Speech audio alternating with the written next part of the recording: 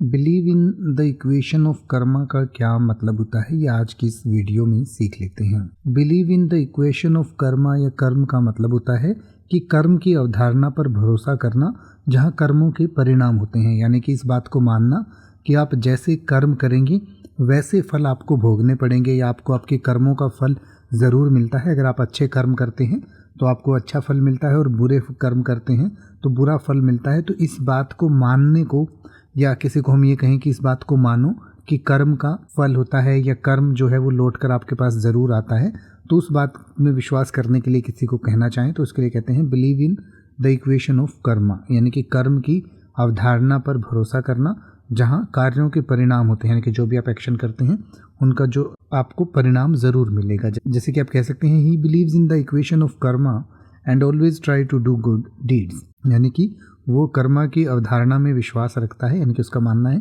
कि आप जैसे कर्म करोगे वैसे फल आपको मिलेंगे, इसलिए वो हमेशा अच्छी चीज़ें करने की कोशिश करता है। या फिर आप कह सकते हैं if you believe in the